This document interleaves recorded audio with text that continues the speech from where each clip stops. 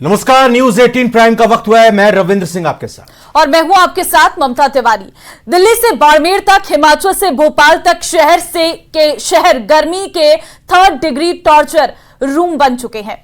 दिल्ली में 24 मई तक heat wave का अलर्ट है, तो राजस्थान में तापमान 47 डिग्री सेल्सियस पार करने वाला है और उत्तर प्रदेश के 26 जिलों में आज आंधी और बारिश का अलर्ट है। 19 शहरों में हीट वेव की चेतावनी है।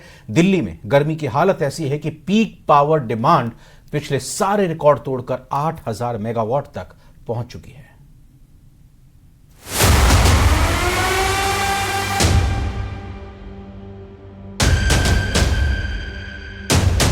राजस्थान में गर्मी का आपातकाल।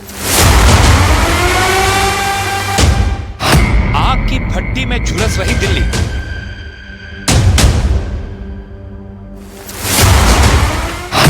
उत्तर भारत में धधकती गर्मी का टॉर्चर। मई की गर्मी में पारा कहीं 50 डिग्री तक छूने वाला है। मई में ये हालात हैं तो जून की गर्मी में क्या होगा? बीकानेर में पारा 47 पार। राजस्थान तो लग रहा है कि किसी गर्मी की भट्टी में जल रहा है।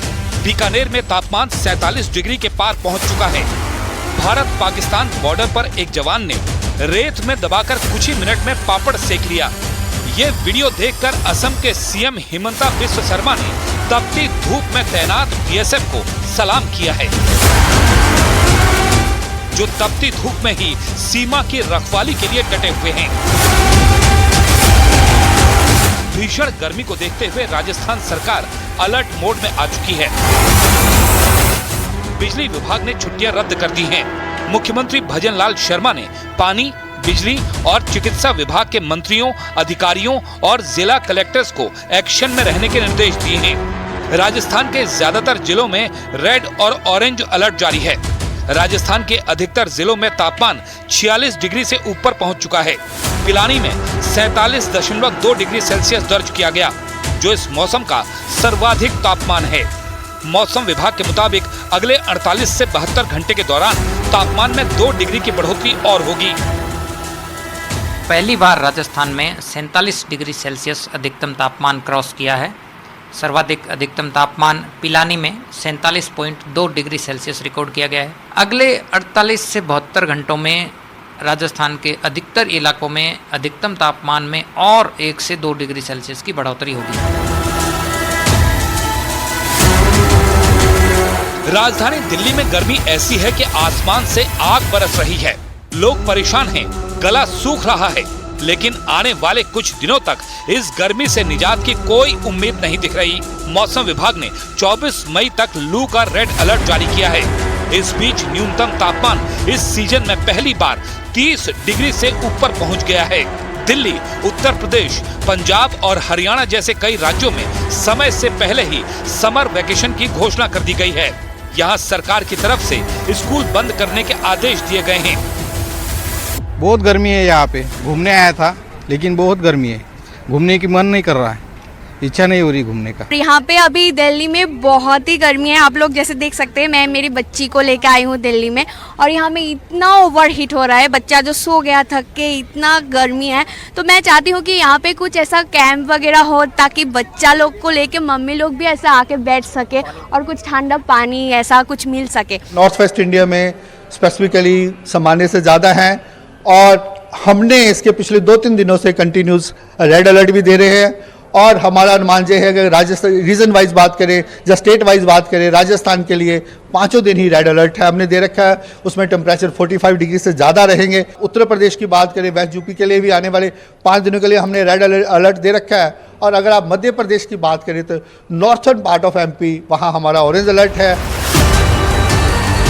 पंजाब में भी भीषण गर्मी से लू का कहर थमने का नाम नहीं ले रहा। लगातार 3 दिनों से पंजाब के गर्म शहरों की सूची में टॉप पर बने हुए बठिंडा में भीषण गर्मी से एक आदमी की मौत हो गई, जबकि 4 लोग गर्मी की वजह से बेहोश हो गए। बढ़ते तापमान ने पहाड़ों पर भी कहर बरपाया है। हिमाचल प्रदेश के बिलासपुर के जंगलों में 3 दिन से लगी आग लगातार बढ़ती जा रही है। पूरा जंगल जल रहा है और चारों तरफ धुआं ही धुआं है। हिमाचल प्रदेश में इस सीजन में अभी तक 300 से ज्यादा जगहों पर आग लग चुकी है। और अब बात करते हैं लोकसभा चुनावों की। छठे चरण से पहले पूर्वांचल की लड़ाई, उत्तर प्रदेश के पूर्वांचल की लड़ाई राजा बनाम रंग होती जा रही है। केंद्रीय मंत्री अनुप्रिया पटेल के उस बयान पर राजा भैया ने पलटवार किया है, जिसमें अनुप्रिया पटेल ने कुंडा में कहा था कि राजा ईवीएम से पैदा होते हैं। और चर्चा यह है कि खुद रघुराज प्रताप सिंह उर्फ राजा भैया अनुप्रिया के खिलाफ प्रचार में जा सकते हैं। सूत्रों के हवाले से तो खबर यह भी है कि राजा भैया 24 मई को मिर्जापुर जा सकते हैं और अनुप्रिया पटेल के खिलाफ प्रचार कर सकते हैं। अनुप्रिया पटेल के बयान से राजा भैया के समर्थक नाराज हैं। राजा भैया अपने कार्यकर्ताओं के साथ बैठक भी करेंगे।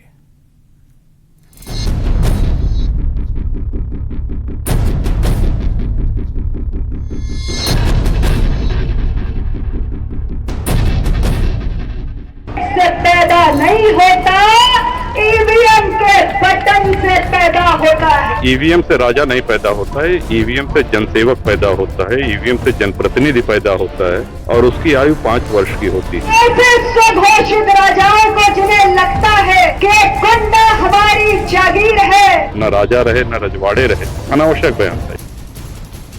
राजा वर्सेस रंग, छिड़ गई खुली जंग। से पैदा नहीं होता, ईवीएम के बटन से पैदा होता है। के भ्रम को तोड़ने का अब आपके पास एक बहुत बड़ा सुनहरा अवसर आ चुका है। कुंडा में ललकार, राजा भैया का पलटवार। ईवीएम से राजा नहीं पैदा होता है, ईवीएम से जनसेवक पैदा होता है, ईवीएम से जनप्रतिनिधि पैदा होता है और उसकी आयु 5 वर्ष की होती है। जिस कुंडा में कभी राजा भैया का एक छत्र राज चलता था, जिस कुंडा में पंचायत हो या चुनाव फैसला बेती के किले से ही आता था, 24 के चुनावी चौसर में उसी कुंडा में नया खेल खेला जा रहा है।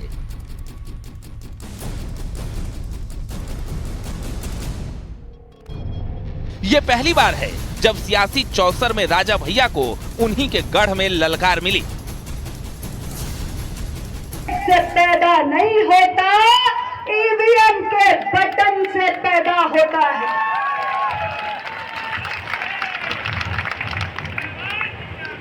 तो ऐसे स्वघोषित राजाओं को जिन्हें लगता है कि कुंडा हमारी जागीर है, उनके भ्रम को तोड़ने का अब आपके पास एक बहुत बड़ा सुनहरा अवसर आ चुका है। मैं आपसे कहना चाहती हूं कि इस बार 26 मई को आप ईवीएम का बटन दबाने जाएंगे तो याद रखिएगा कि इस देश के अंदर अब केवल मतदाता ही सर्वशक्तिमान है और राजा या रंग बनाने का काम सिर्फ आप मतदाता भाइयों के हाथों में है। हमला अनुप्रिया पटेल की तरफ से पहले हुआ। राजा का पलटवार तो तय ही था। अपने अंदाज के लिए जाने जाने वाले राजा भैया ने जिस अंदाज में अनुप्रिया पटेल को जवाब दिया, वो इशारा है कि सियासी जंग कुंडा के किले से बाहर निकल चुकी है। बयान अनावश्यक था, उसकी कोई आवश्यकता नहीं थी देने की। और ईवीएम से राजा नहीं पैदा होता है, ईवीएम से जनसेवक पैदा होता है, ईवीएम से जनप्रतिनिधि पैदा होता है और उसकी आयु 5 वर्ष की होती है। 5 वर्ष बाद जनता जनार्दन निर्णय करती है कि इसको पुनर्जन्म पुनर्जीवन देना है कि नहीं देना है। तो राज परिवारों से किसी को कोई क्यों कुंठा होगी? 7-8 दशक बीत गए हैं, देश आजाद हो गया है, अब न राजा रहे न रजवाड़े रहे। तो क्या अनुप्रिया के खिलाफ राजा भैया ने मोर्चा खोल दिया? क्या अनुप्रिया के गढ़ में खिलाफ प्रचार करेंगे राजा भैया? क्या मिर्जापुर में अनुप्रिया के खिलाफ राजा भैया की टीम प्रचार करने वाली है? क्योंकि सूत्रों के हवाले से ऐसे ही खबरों के दावे किए जा रहे हैं। दरअसल बीजेपी ने राजा भैया से समर्थन मांगा था, लेकिन प्रत्याशियों से 36 का आंकड़ा होने के चलते राजा भैया ने न्यूट्रल रहने का फैसला किया। लेकिन बाद में यूपी में एंटी इनकम्बेंसी की बात करके राजा भैया ने अघोषित तौर पर सपा के समर्थन की बात स्वीकार ली थी। इसी के बाद बीजेपी और सहयोगी दल राजा भैया पर हमलावर हैं। अनुप्रिया पटेल का बयान इसी कड़ी का हिस्सा है। अब तो रामदास अठावले ने भी केंद्रीय मंत्री अनुप्रिया पटेल का समर्थन किया है। राजा भैया प्रतापगढ़ के है, रहने वाले हैं, उनका बैकग्राउंड पूरा उत्तर प्रदेश जानता है और राजा भैया के बारे में मतलब खाली वोटिंग लेने से वो राजा नहीं बनता है। ये जो उन्होंने बताया बात सही है कि कुछ गुंडा लोग भी जो है उनको भी वोट मिलता है, वो तो मतलब लोगों को गुमराह करके उनको डरा कर वोट लेते हैं। ऐसे कई लोग चुनकर भी आते हैं, तो इसीलिए उन्होंने बोला है कि भाई ऐसा वोट मिलने से वो राजा नहीं बनता है। नाम से राजा हो सकता है, राजा बनने के लिए मतलब बहुत सारा वोट लेना चाहिए, बहुत बड़ा सारा सत्ता में आना चाहिए। तो ऐसा जो अनुप्रिया पटेल जी ने बोला है वो सही है। अब सवाल यह है कि अगर अनुप्रिया वर्सेस राजा भैया की लड़ाई छिड़ी तो इसका अंजाम क्या होगा और बचे हुए 2 फेज में इसका क्या असर पड़ने वाला है, उसे समझना बेहद जरूरी है। Bureau report, news 18। और चलिए आगे बढ़ते हैं। काराकाट सीट से निर्दलीय मैदान में उतरे पवन सिंह को बीजेपी ने पार्टी से बाहर का रास्ता दिखा दिया है। बीजेपी ने उन पर पार्टी में रहते एनडीए उम्मीदवार के खिलाफ मैदान में उतरने को लेकर कार्रवाई की है।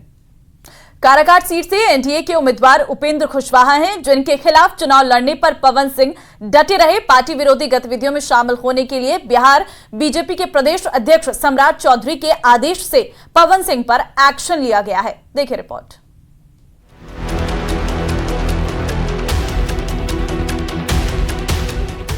भोजपुरी एक्टर पावर स्टार के नाम से चर्चित पवन सिंह पर चुनाव से ठीक पहले बीजेपी ने बड़ा एक्शन लिया है। पार्टी से पवन सिंह निष्कासित कर दिए गए हैं। पवन सिंह काराकाट संसदीय सीट से निर्दलीय चुनाव लड़ रहे हैं और यहीं से एनडीए समर्थित उपेंद्र कुशवाहा चुनावी मैदान में हैं।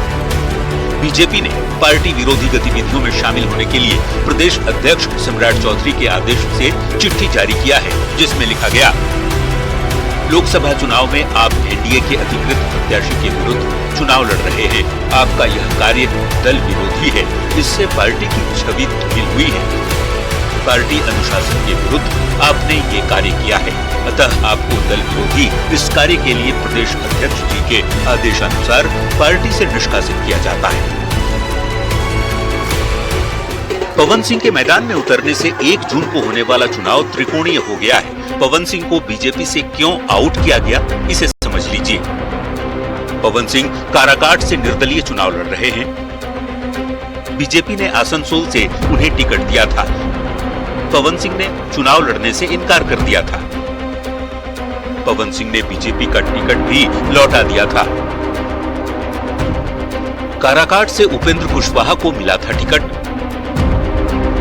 पवन सिंह बीजेपी के सदस्य थे, एनडीए के खिलाफ चुनाव लड़ रहे थे और ऐसे में पवन सिंह को बगावत भारी पड़ गई। प्रधानमंत्री नरेंद्र मोदी 25 मई को काराकाट में उपेंद्र कुशवाहा के पक्ष में चुनाव प्रचार करने वाले हैं। उससे पहले पवन सिंह पर कड़ा एक्शन लेते हुए बीजेपी ने सख्त संदेश देने की कोशिश की है। न्यूज़ 18 के लिए पटना से रवि एस नारायण के साथ ब्यूरो।